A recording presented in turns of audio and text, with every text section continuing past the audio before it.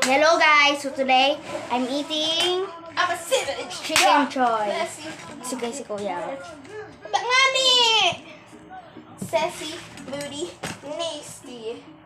Tinamama ako, meron akong chance. Tama. I'm a savage. Messy, booty, sassy. Ano naman an? Sino ka kaya ano? Yan para ka, Christmas, suriyo pa kaan. Ano na an? Messy, classy, bougie, rich, sexy, woody, nice, acting super, no, sabi, I'm a savage. Ayoko yung makita mukha ko. Mas matarap yung mga viewers makanos. Para mga viewers, sila Tita Kati, si Freya, Paano naging 5 views? sila Daddy. Daddy, si Mama, si Freya, si Tikati, 4 mansa na. 3 mansa na. Si Mama. Yan nga, nakasali na siya. Ayun pala 4, si Daddy. Tapos si Sam, isa. Bakit ikaw mansa na? Ang pinakamarami mong views, nasa 10 yata. Kuya, 67. ha? Dun sa may swimming guide yun, basta mga 60 plus yun guys, alam ko. Swimming? Oo, yung swimming. Baka naman, pre, sa pagtakaw mo dito ha, bata, anuhong ka? Ay! Ang Father's Sunday Hospital din pala guys.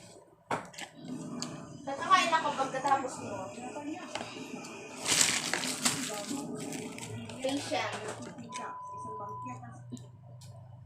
Ilang ospital para Nga.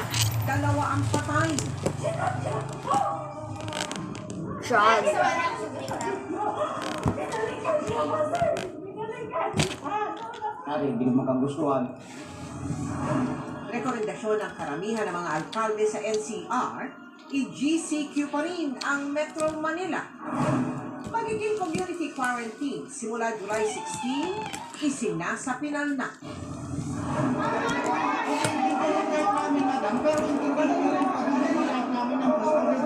Isang daang Pilipinong kadubay sana, naburnada ang biyahe. Dahil sa bagong polisiya na kailangan nilang dumaan muna sa swab test.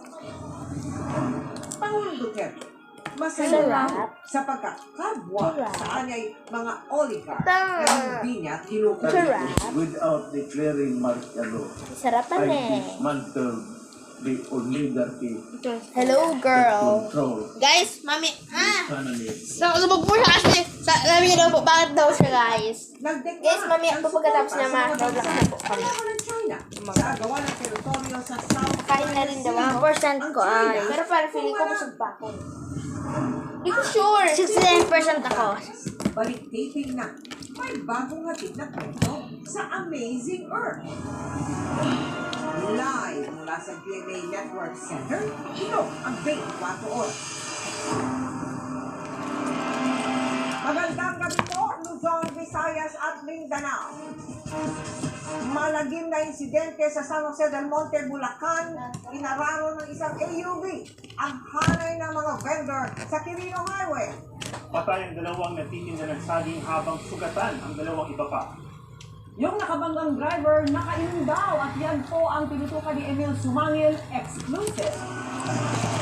Aray ko! Napasok kamay ko sa rice. Smile po si mama sa akin. Ang cellphone video na ito kung saan Kung makikita nyo lang guys, may dalawang andito ko. sa hanay ng mga nagtitinda sa Quirino Highway, Barangay Santo Cristo. Yung mukha ni San mama Jose del kung Monte, galit Bulacan, oh. Pasado alas 9 kagabi. Kasi yung may guhit.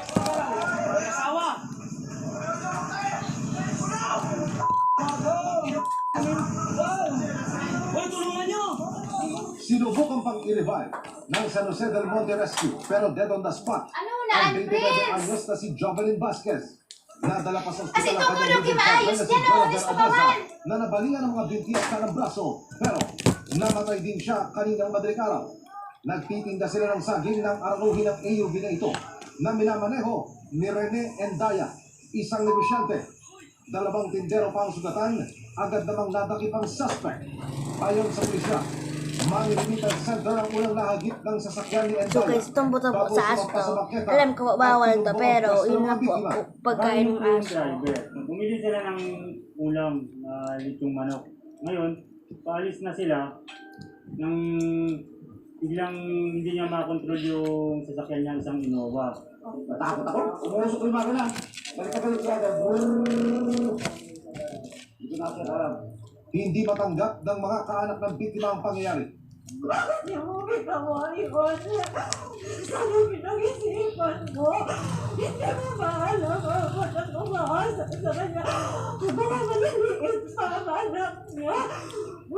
Sana, pinag-isipan mo. Pero sinadya mo. Nakita ka na rin sa video. Pinalikan niya kasi. Pinalikan niya. Doon ako nasaktan. Hindi ko lang kung sino ba niniwalaan ko Sa siya. investigasyon ng pulisya, Pinalikan inilabas ba? manong hindi pa sanay magmaneho ng automatic na sasakyan si Endaya. Halos sa Endaya daw. drive ng automatic na vehicle. So, Kasi ang so, dating ano, mga vehicle is lahat puro conventional. Ang human error po nakikita natin dito. Hindi alam mo ano gagawin ko sa mga anak. Bakit? Hustisya ang sigaw ngayon ng mga mahal sa buhay ng mga biktima. Grabe po, makikita niyo na. Manini. Wawa naman. Ano yung laba? Hindi kayo, grabe, hindi ko nakakayanin. Itutuloy po namin yung Wala na sa baba. Lalaki. Sana panagutan niya yung nagawa niya Tama din kasi naman, kawawa may naman. mga anak na naiwan, 4 po yung naiwan niyang anak.